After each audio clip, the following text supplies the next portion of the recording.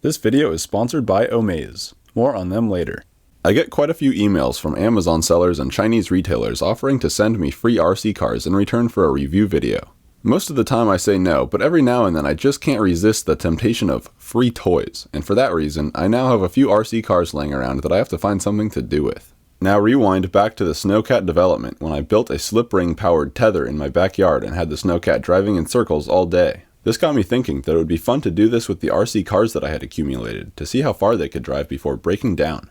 Everyone knows how many miles they have on their real car, but no one ever talks about how many miles they have on their RC car. 100,000 miles is a pretty normal milestone for a real car, so let's see if we can hit 100,000 scale miles with an RC car. The first contestant is this 1/10 scale 4-wheel drive rock crawler Jeep. It comes in at $274. One of the big selling points is that it has an all-metal gearbox, so it should last quite a long time. It has a 550 sized brushed motor, and my first impression of this vehicle was pretty good. It seems to be able to do all the rock crawler type things pretty well, and the quality seems to be about what you would expect from something in this price range. The next contestant is this DRC car from Amazon that claims to be large and 1/10 scale, but upon receiving it, it seems to be much closer to 1/16 scale. Almost all the parts were plastic, which was a bit concerning, but at least the U-joints and drive shafts were metal. The shocks were garbage with no damping, and the big selling point for this car is that it's brushless and has a max speed of 37 miles per hour or 60 kilometers per hour. This is where I was really let down. At least with the stock 2S battery, it did not have nearly as much power as I would have expected from a brushless car. I've had plenty of brushed cars with way more power than this, especially considering the $200 price point. I was not very impressed. Next up we have this little RC tank. It sells for around $75 and has rubber tracks with full suspension, 2 brushed motors, and a 2-cell battery. It performs pretty well for a $75 toy. It's decently fast for a tank and has plenty of power. One thing that really surprised me was that it actually had one single drive motor and then a smaller steering motor that put power through a differential to add and subtract power from each side. This seems overly complex compared to just having 2 drive motors with differential torque, but who knows, maybe it's cheaper this way. Pretty interesting. The last contestant is this Exceed RC Mad Torque Rock Crawler. This is the same one from my RC lawnmower video, and I actually paid for this one myself. This one is the closest to an actual hobby grade RC car, since you can purchase replacement components and upgrades and stuff like that. It comes in at $300 and seems to be a very capable rock crawler. It has 2 motors, one for the front wheels and one for the rear wheels. Each motor is mounted on the axle. Now unfortunately I'm not able to test the stock 540 size brushed motors because I switched those out for some Hobbywing Fusion Fock drive motors for the lawnmower project. But so long as I get the gear meshing right, the different motors shouldn't really affect the longevity of the rest of the vehicle. So now that we've been introduced to our contestants, let's get started. Up first is the Jeep. To attach it to the tether, I added these A-frame arms to the chassis, and I'm using 2 servo testers to control the throttle and steering servo. After testing it out on the tether, it was clear the front wheels were kind of getting dragged sideways as the car was driving forward, but the tether was pulling it in a circle. To direct the car to turn more naturally, I ended up moving the attachment point further forward, and that seemed to help out a lot. I also tried to adjust the steering servo to turn as much as possible with the wheels, but also keep enough tension on the tether to prevent it from dragging on the ground. Putting too much tension on the tether probably wears out the car more quickly too. Also, pay close attention to the condition of the track, because it's really cool to see how it changes over the course of the project. So I tested these cars one at a time, but I'm going to jump out of order and show the setup for the DRC car now. I set it up with a tether attachment point and a little box on top to house the servo testers. Upon connecting it to the spinner and letting it go, it became clear that the higher kV brushless motor and the high gear ratio did not provide enough low RPM torque to drive slowly. When I would increase the throttle to get enough torque to actually keep going, it was too fast and the car would just crash. There was unfortunately no happy medium. I tried different speed controllers with no luck. You can see here that the gearbox is just one stage, definitely not enough reduction. My only option was to take out the stock motor and replace it with something that had more torque at low RPM. These Hobbywing Fusion motors are sensored and use field-oriented control, so they can provide full torque even at 0 RPM. The only problem is that they're much larger than the original motor, so I had to get rid of the top frame rail and cut some plastic away, but eventually I got it to fit. Damn, look at that! Woo! To make up for removing the top frame rail, I added this 3D printed bracket on the top, so now it has plenty of low-speed torque, but upon testing it out again, the open differentials seem to be a big issue. After tinkering quite a bit, I finally got it working, but I ended up having to drive pretty fast to keep tension on the line. There was a pretty small range of acceptable speed which made it tricky, but it ended up being able to run pretty reliably. Next it's time to set up the tank. I was concerned about this one working well with the tether because it's pretty small and narrow compared to the other cars. The stock battery is a 2S LiPo, so I had to add a DC to DC buck converter in the back. This drops the voltage from 12 volts down to 8. I hooked it up to the tether and eventually got it running fairly well. There were some throttle issues and steering issues I had to work out. Just driving it forward with no steering command resulted in not enough tension on the tether, so I had to take the remote controller steering wheel that was originally spring-loaded and remove the spring so that it would just stay in whatever position I put it in. After some more trial and error, it was up and running.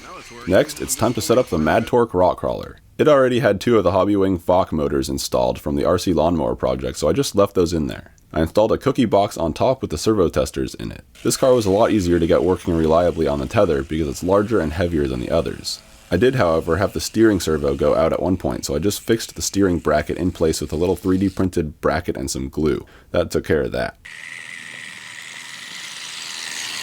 To power all the cars, I'm using this ETIL 500 watt LIFE P04 portable power station. It has plenty of capacity to run any of these cars all day long, but I also have it connected to the ETIL 100 watt solar panel. On sunny days, I don't even need to bring it inside to charge, but it's really never sunny in the winter in Seattle, so I have to bring it in every night anyways. It's a super useful little device for camping and stuff like that, but also perfect for this application since it has a 12 volt DC output. Okay, so now that we've covered the setup for all 4 cars, let's let them run and see how long they last. If I get your car in the mail, well, I can test your RC car now, baby. All I know is that to me, this car looks like plastic junk. Plug it in and throttle up. I want to see it run. I want to see this through, and nothing else will do. This car is going to drive till the end now, baby. All I'll do is wait and see just how long this car will run. Brushless motor spin around. This is so much fun. You spin my RC car right round with the tether sending all those amps down. These little wheels are wearing down to the plastic, baby, right down, down, down.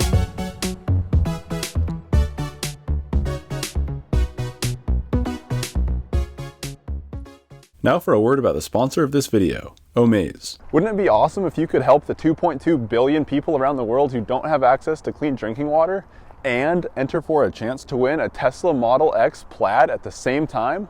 Well, now you can with Omaze. Omaze puts a new spin on charitable donations by entering you for a chance to win huge prizes. This time around, they're fundraising for 2 charities. The first is Give Power. They focus on using renewable energy like solar to collect and purify drinking water for communities in need. The second is 501c3. They focus on providing more environmentally friendly alternatives to single-use plastic bottles for areas with bad water supplies. You'll be supporting these 2 amazing charities when you enter for a chance to win this Tesla Model X Plaid. It's Tesla's most sought-after, top-of-the-line flagship SUV. Go wherever you want and be the first to get there with 1,200 horsepower at your fingertips, taking you a quarter mile in 9.9 seconds, and with 313 miles of range. Then sit back and watch a movie under the stars with your 17-inch cinematic display and a glass panoramic roof. If you donate to support these charities, you're entered for a chance to win this Tesla Model X Plaid. Enter for your chance to win by visiting omaze.com/rctestflight. Now back to the video. Between the 4 cars, I had all of them running for a total of 3.5 months. Over that time period, quite a bit of interesting stuff happened, so let's dive in. Starting with the Jeep. For the most part, the Jeep was pretty reliable. On most days, I'd just start it in the morning and then it would run all day without issue. But sometimes, something would go wrong and it would stop. Gotta get rid of this root. At first I couldn't figure out why it was drooping to the side, but then on further inspection, we lost a bolt on this ball joint. See like how this side is. But this bolt's coming out too. Uh-oh, I need to Loctite all these fasteners.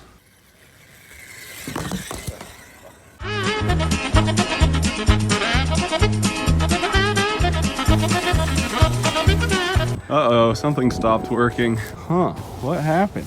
Oh, it got caught. It got caught in a vine. This has been running for about a week and that's the first time it's gotten caught on anything.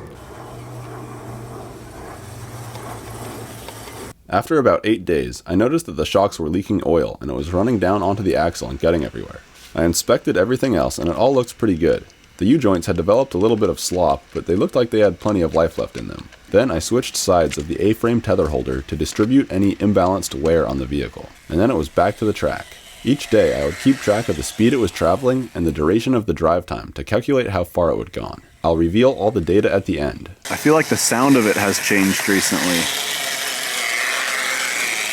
There might be something going on in one of the differentials, or the gearbox. Each car finally failed in very different ways too, but I'll also save that for the end. It flipped over. What? How did that happen? How did it do that? There's nothing to hit. Oh, maybe that's how. The steering angle isn't right. Oh, that explains it.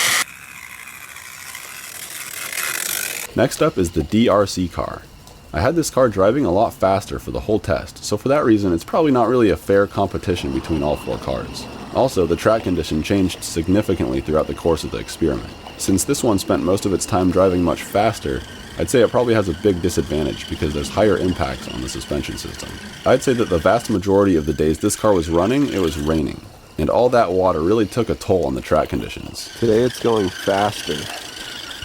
This is really fast.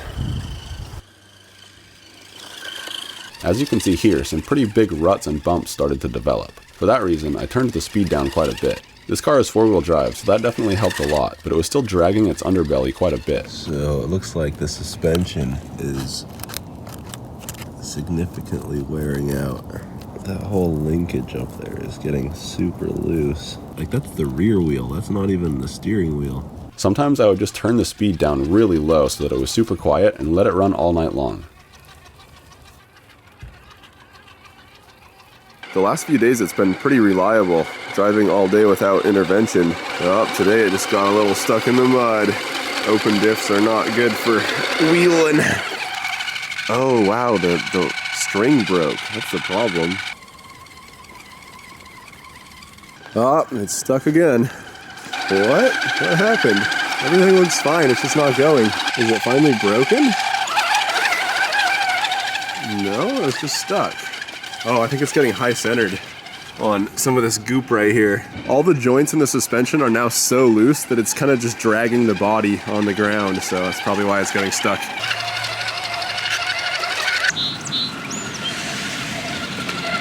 What has happened? Oh no, it drove into the center again. The front wheels are so loose now that it takes a lot of adverse steering angle on the steering servo to keep tension on the line.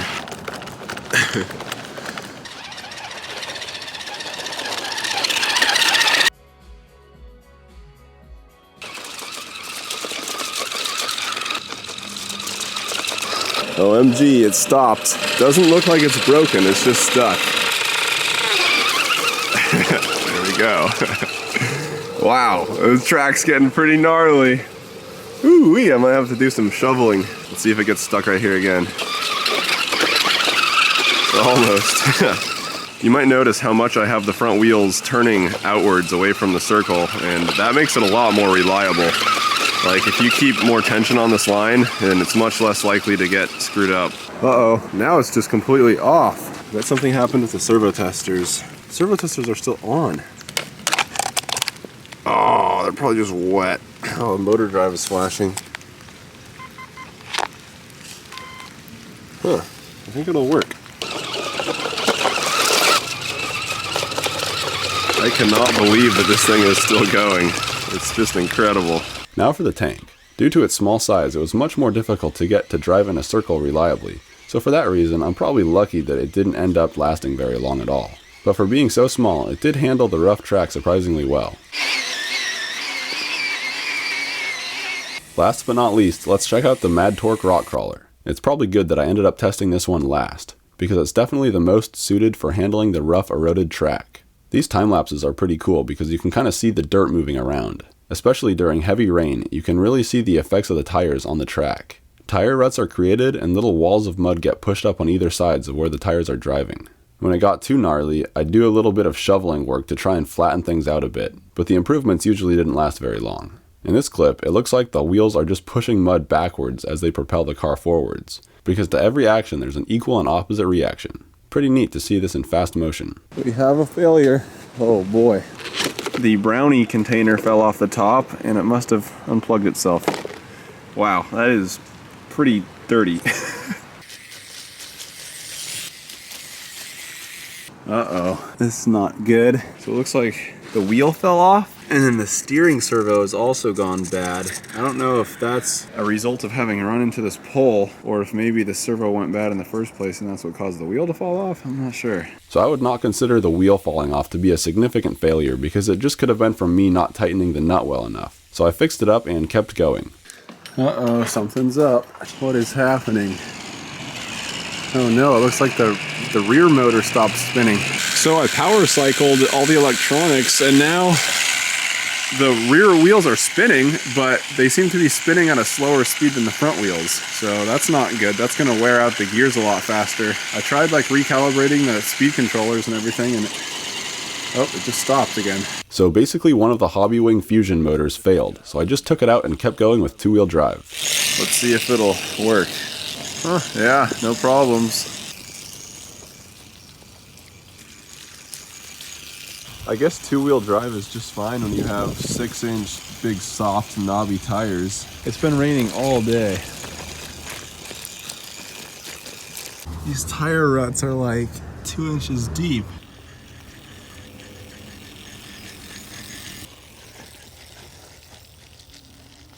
So I just lengthened the string by about 4 inches. Now it's having a tougher time staying out of the ruts. But we'll see if the ruts end up changing location. There were some big ruts created over there, so I just packed down the dirt and kind of smoothed it out with the shovel. And we'll see how it holds up. I feel like new ruts are gonna get created pretty soon here. Uh-oh. This thing has been so reliable, but it just stopped for some reason. Oh, wow. It unplugged itself. I can't even see the components because they're just so caked in mud, but looks like this broke off of here and then it unplugged itself. Believe it or not, there's XT60 connectors under there. This thing is like just a mud mummy. That's an interesting thing. It weighs a lot more than it usually would because of all the mud and liquid moisture on it. The rut is opening back up in the ground too, the tire rut. I had leveled all this out before this morning and now it's eroding away again. We are back up and running and the sun is shining. Incredible.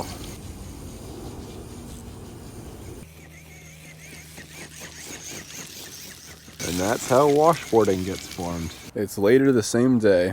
And the exact same thing broke again. Dang it, why didn't I reinforce that more? Okay, I fixed it. Now we're all clean again and back up and running. I also smoothed out the whoop-de-doos over there a little bit with the shovel. We got a problem. It's stuck. Why is it stuck? It's so dark I can't even see. It looks like it just... Oh, the wheel fell off. So there was some sort of like a partially threaded weird M4 grub screw that went through this thing and through the axle to hold this piece on. And that's gone. It seems like it probably fell out somewhere. And I didn't want to wait for a new one of those to come, so I just got creative on the drill press with a Dremel. And I shaved down part of this M4 bolt so that it'll hopefully work here. Come on, baby. Oh yeah. We're in business now. That should do the trick. Okay, we just got that axle fixed up and now we're back in business. So I can't really decide if that grub screw coming out should be considered a significant failure or not. If it were just Loctited, it probably would not have failed. But either way, in the end, I'll just give the drive distance data with and without that failure being considered. Oh my goodness, it stopped. What's wrong? It seems to be an electrical problem. Is this thing still on? Yep, it's charging. I see what the problem is. We got a broken wire on the connector there. This is the cool thing about these power banks is you can just plug your soldering iron right in and go to work. And we're back. Okay, we'll start the countdown until the next thing breaks. So this morning I switched to the side of the vehicle that the string is attached to. So now it will kind of hopefully wear out more evenly. It's going the same direction around the circle, but now it's rear wheel drive instead of front wheel drive. Uh-oh. Oh, there it is. Look at that. We got an intruder. I wonder if they did this. Look at that. It's wet out here. It's been raining, so I wonder if something must have just slipped and who knows what happened. It rained a lot yesterday and now the track is so beat up, really bumpy. It stopped. Why did it stop? Seems there was an electronic failure of some sort. This just goes to show how much fatigue these wires are getting. It literally the strands just broke. All the little strands in there just snapped. It was just kind of dangling here, wiggling back and forth, so that's some serious fatigue.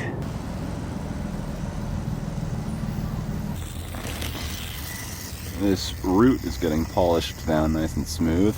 Recently I've been setting the speed lower like this and then just letting it drive for like 48 hours at a time. And the solar panel is able to charge the battery back up to 100% every day if there's sun. It's kind of foggy right now. Looks like we only got down to 53% last night. Uh-oh, looks like we had a failure. There's no balls in that ball bearing.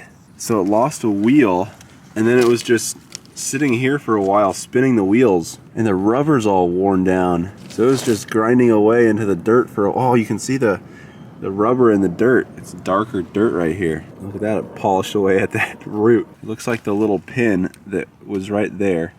I had to replace that pin already on this wheel, but it looks like this was the original pin in this one and it came off. So I sort of fixed it. I just kind of stuck a steel pin through where that grub screw came out of the wheel. And the bearing is still totally shot, but the wheel stays on enough to probably get a few more measly miles out of it. Wow, look at this. The nylon has been wearing through the aluminum carabiner. The wheel definitely looks a little loosey-goosey, but it's going. We got a worm riding on board. We also got these weird kind of like tube-shaped buildups of mud that they probably get flung off the tires and land up here in weird formations. It's interesting. You get these very interesting layers of dirt building up when it hasn't rained for a while. Oh boy, what's broke? What? How the heck did this happen? Well, it's all good now. So over the next few days, the axles continued to get more and more floppy, and there were several more instances where the little steel wire that I used to replace the missing grub screws would fall out and I'd have to put that back in. I was still very conflicted if that should have been considered a real failure because the initial goal was to see how long these cars would last in their stock configuration. But then again, all it really needed to fix this was a little Loctite, so who knows. So here, water in the slip ring froze and it caused the tether to wind itself up. Whole piece of the frame is broken right there in the front. Wow, doesn't seem to matter though. We had another wheel fall off, but it's still going. Look at that, you don't need no wheel. Wheels are overrated. It's almost time to reveal the final failures that led to the demise of these cars. But first, another compilation. If I got to test your car now, baby. And I would like to spin just a little bit faster.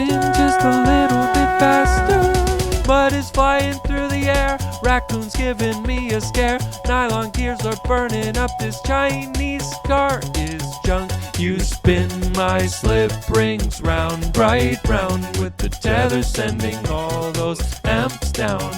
These solar cells are catching sun till those batteries make that car run.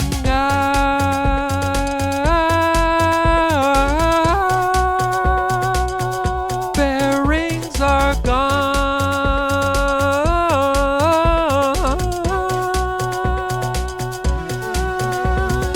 Tire grooves are getting deep. Washboard ruts can't stop this Jeep.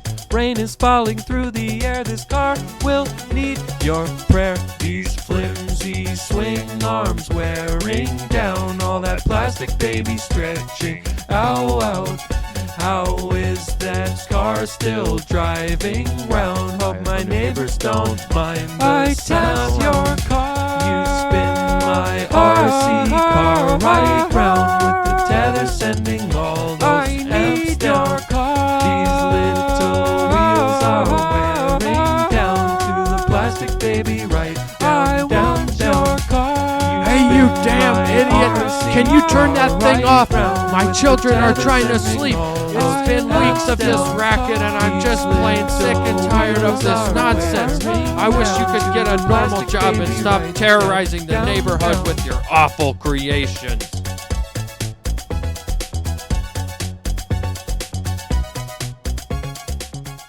Wow, thank you for that amazing song, Colin Fox. His full album is available on Bandcamp now. If you are wondering about these weird time-lapse shots, I made them by putting a limit switch under a board that the car would drive over. That was connected to an intervalometer that would trigger the camera when the car was roughly in the same spot on each lap. Okay, now finally the moment we've all been waiting for. Let's take a look at the final breakdowns. It finally stops moving. The gears are stripped or something. Wow. Uh-oh. We might have finally had a significant failure. Whoa, I think we did. Oh, this shock right here broke off. So now it's just drooping. Let's see. It wants to go. It's okay, so there's also a drive shaft problem here. It looks like the U-joint or whatever it is right in here broke. Finally! I cannot believe how long this thing has lasted in the state that it's in. It's just so janky, and it's been so janky for so long. Good job, little guy. You did pretty well for being a crappy plastic Amazon car. It's overpriced. Uh-oh, I just heard a noise. It sounds like a gear stripped already. Oh, wow. Do you see that? There's smoke in there. It's so wet. The wheel fell off again. Oh wow. Look at that. It's finally more than just the pin coming out that holds the wheel on. The whole axle came out this time. This is where the U-joint fits in right here. Wow, this is it. That's the final failure. Whoops. Look at that, the whole axle's loose. It looks like the little T-bone part on the end of the axle is still intact though. The diameter of this plastic piece finally widened enough for this whole thing just to pull out. Well, there's no way I can fix that, so. Wow, looks like we're done. This thing was driving with 0 bearings and ultra floppy wheels for so long. I couldn't believe it. So that's great, they're all dead. Now we can finally look at the results. So the tank only drove 2.6 miles. The Jeep drove 386 miles. The DRC car drove 624 miles, and the Mad Torque crawler drove 1,425 miles. If we times those numbers by the scale of the vehicle, we can see how many miles they would have driven if they were full-sized. 42 miles for the tank, 3,900 miles for the Jeep, 6,200 miles for the DRC car, and 12,000 miles for the crawler. If we assume that the Mad Torque crawler was finished the first time its axle grub screw fell out, then the data looks more like this. So all in all, if we look at the scale miles, these RC cars did not last nearly as long as a typical full-sized car, but their miles were much more torturous. They probably would have lasted significantly longer if they were just driving on flat pavement instead of through relatively massive muddy trenches. So now for all the nerds out there, we're going to examine the wear and tear. We'll start with the Jeep.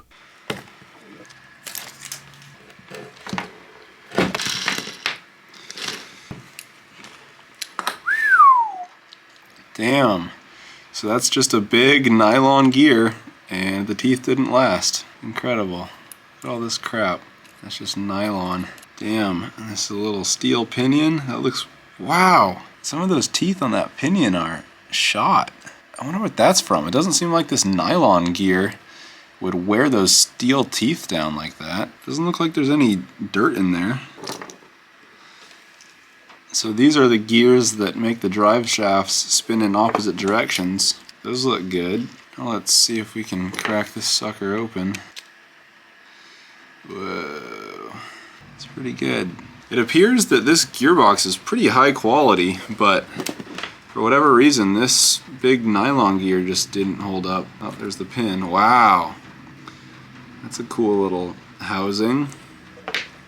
Another big pin on that one. That pin goes right there and then it just sits flush in that channel. That's a big gear. The U-joints have some play in them, so those seem to have worn down a little bit, but I don't know what they were like before. These are the Snowcat gears that are 0.7. That's a lot smaller than the 0.7 modulus Snowcat gears. That's a chunky boy. Another half of the gear enclosure. Look at that. It's pretty sweet. It looks to me like they probably just forgot to lube the first stage of the gearbox because it looked super dry. You can tell there's no oil left in the shocks because they're really springy with no damping. The differential looks really good. High quality metal gears with no wear. So I've got it all cleaned up now. Let's tear it down and see how the individual components look. So the primary point of failure is this shock linkage right here. That broke, which then caused this U-joint right here to break. They're not really U-joints, they're just T and slot type joints. I don't know what you call that. Look at how worn out the metal is in there. You can tell it's always driving in one direction because it's only worn out on one side. That's awesome. Look at that, wow. Loosey-goosey. So this one broke, but on the other side, you can see how the eyelets are super elongated. The shocks themselves are long gone too. Like, look at that. There's no suspension in this car. If you align the shaft with the shock, then it does its shock thing, but normally they just kind of buckle like that. Front suspension. Yeah, this thing has not had suspension for a while. There's so much slop in that wheel. Look at that. So it looks like the pin that was in this joint came out somehow. I don't know where it went. Barely engaged onto that nut. That thing is deep in there. Huh. The bearing looks fine. Doesn't sound very good. Oh, okay. So this nut right here on the back had a pin in it that went through that little hole in that shaft, and that kept the wheel from rotating relative to the shaft. So the wheel was super wiggly on the shaft. Like, this shaft isn't, this whole piece here isn't all that wiggly, but the wheel, it looks like that metal nut that's on the back of the wheel, this part wore out quite a bit. Yeah, come on. There we go. Wow. That's not a very good design, I don't think. There's not very much engagement here. Like, that's the only, like, that little narrow piece is the only thing keeping the wheel from wobbling like that, and that's why it was wobbling so much. So if we put this back on here, we can see that, yep, that's not going to do the trick. There's some jankery going on in there too. Let's open that up and see what's happening. This is the wheel bearing shaft. Okay, so that clearly broke a pin. That used to go in here. There's a little spring that goes around that. I'm not sure. Oh, that holds the pin in from the outside. So there's just one little, is there only one bearing in this thing? That's very poorly constrained. Would also explain why it was wiggling so much. Okay, so this is the bearing. Oh yeah, that bearing is definitely pretty shot. It still works, but it's definitely a little more wiggly than it should be. Okay, so there are two bearings actually. There's the one that I pulled out here, and then there's another one in the front, but they're not very far apart. Like, I think one bearing is here and the other one is right here. So it's kind of a small lever arm, so it loosens up pretty easily. Wow, look at that, so much. Steering mechanism, there's some slop there too, but not a ton. Okay, let's open up the gearbox. This Hobbywing motor is just so great. I love these things. Okay, let's see how this looks. Woo! Ugh, that is not transmission fluid. That's just water and mud. Wow!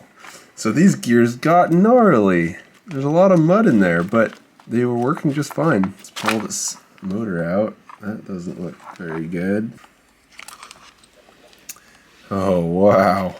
Little differential assembly. Oh, geez, that is not smooth. There's a lot of schmutz in there. This gear here looks fine. I can't tell if it's metal or if it's plastic. Oh, it came right off. Let's see. Oh, this is a metal gear. So this is metal, and this is also metal. Wow. I don't know about the gears inside here, but let's open it up and find out. Okay. Boop. Oh. Wow-wee, look at that.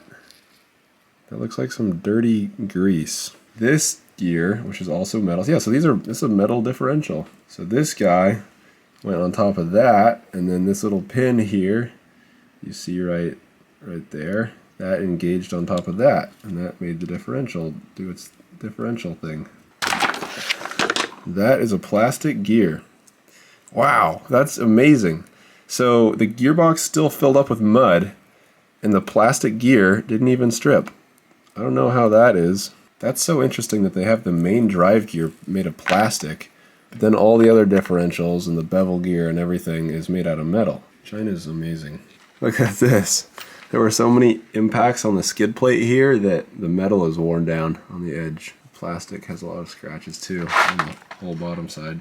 Wow, the little shock eyelets are flat on the bottom from rubbing on the ground. The wheels still look brand new. After cleaning this motor off, I realized that this pinion gear has super sharp teeth now. So I think all that mud that was in the gearbox was like an abrasive and it wore these teeth down really sharp. Wow.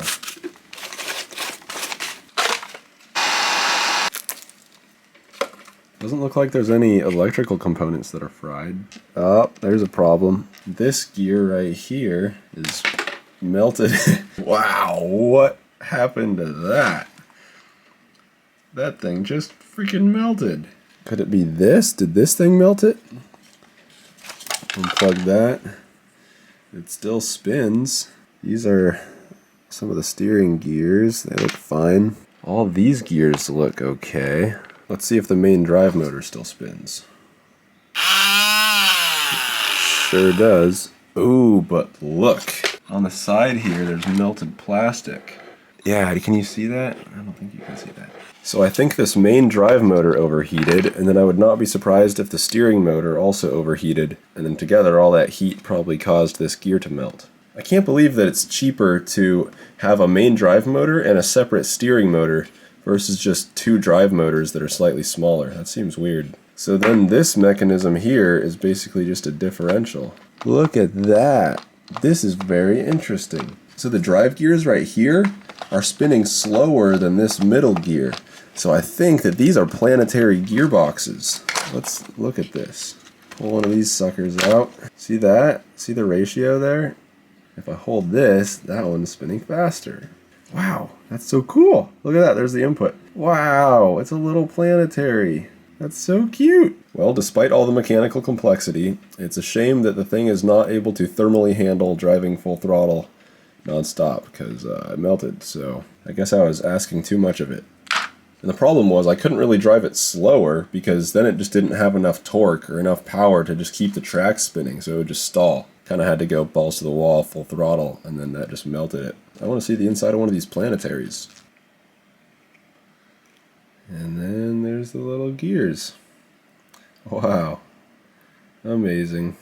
So this is the ring gear for the planetary gearbox, but it's also the input for the steering differential control. That's the teeth on the outside of it. One of the things I don't love about this design is how small the drive gears are. I guess it is pretty wide, so it can handle a fair amount of torque, but it's still such a small drive gear. That's one of the reasons why the gears on my Snowcat are so large in diameter, is because then you don't need as many gear stages, and they can just handle more torque. All the torque of the drive motor goes through this little shaft. These are the only two metal gears, other than the pinion, I guess. But this piece right here is just a heat sink, so they knew the motor was getting fairly hot. That, wow, look at that. That looks melted slash cracked. That's where the motor mount sticks through the gearbox housing here. There we go. Oh boy, wow, that's definitely melted. That's so melted. Look at that. This motor overheated and then melted that, where'd it go? Melted this gear. I also really don't like how there's almost no support for these drive axles. Like this axle's just constrained right here and right here by the gearbox halves that clamp down on that. So very cantilevered. But I guess this isn't really a weight-bearing axle. The weight is bared by these rollers, and this just has to deal with the track tension, so maybe that's not too big of a deal. This used to be a ball joint here, but it came out and it's just been flopping around for the last few days. Here's what the axle assembly is supposed to look like. There's this weird little grub screw pin type thing that holds on this bit onto the axle. So this is the side that did not wear out that much. The other side looks like this. There used to be balls in this bearing, but now there are not, and it's been like that for several weeks. This thing used to fit inside of this plastic part. You can see where the U-joint fits together there. And then this was just driving, like just free spinning in there for the longest time before finally this plastic wore down enough for this to fit out and slip out of there. This little grub screw pin fell out of this side a long time ago, so I had replaced it with just little pieces of steel rod. So this is the straw that broke the camel's back. But with that being said, I can't believe how long it lasted. Look at that U-joint pin. I cannot believe how worn down that is. That's awesome. Oh, that came out. Yep, no balls on that bearing. But yeah, that's a lot of wear and tear right there. And that's not even the drive side. These are the front wheels. They were driven initially, but once this motor failed, it was just the back wheels driving it. So let's see what that one looks like. Okay, so this one's on the driven side. You can see how this wire pin here was tearing up all the plastic around this area. It's flopping around and hitting things. Wow-wee. This U-joint is even more worn down. Damn, this would not have lasted all that much longer. Look at how worn down that is. That is insane. It's like a sharp point. This side is almost completely gone. Doesn't look too bad, really. I mean, that's pretty torn up right there, but all in all, that side had some life left in it still.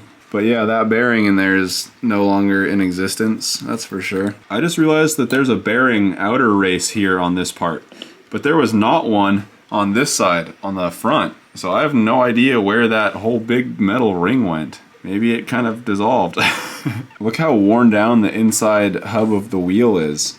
It looks like these parts were hitting this thing here. You can tell that that's very worn down. It doesn't have much life left in it. That's how much slop the wheel had. Quite a bit. These shocks actually feel good still, but they were fully caked with mud when it was outside, so they were not doing anything. They were incompressible. Let's take a look in the gearbox. Looks fine. Oh, these are some beefy looking gears. That's solid metal.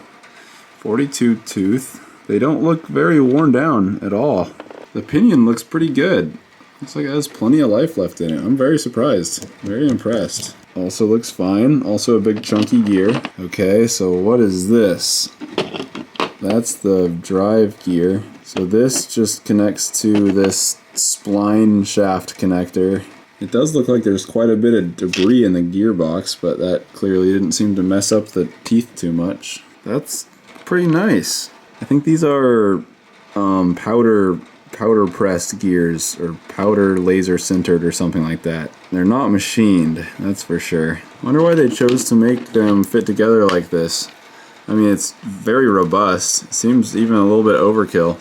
But yeah, that's nice. This Hobbywing Fusion motor seems like it's still working fine. The shaft feels solid, no wiggles or anything. That's lasted quite a while. Looks like there's ball bearings on all of the gear shafts, so that's a sign of good quality. So this is a, let's see, 1, 2, 3. So this is a 3-stage gear reduction with a 40-to-1 reduction ratio. So that concludes the teardown and analysis of all 4 RC cars. Pretty interesting stuff. I love seeing how different parts wear down over time, and also, this whole tether spinning thing is really a different approach to the RC car hobby that I've never really seen anyone take before. The super nerd in me was just having a great old time working on the track and watching the cars interact with the dirt and slowly wear down. Pretty fun. Now let's just hope my landlord doesn't mind the crop circle in my backyard. That's all for this video. Thanks for watching, bye. Thanks again to Omaze for sponsoring this video. Go to omaze.com/rctestflight to enter today.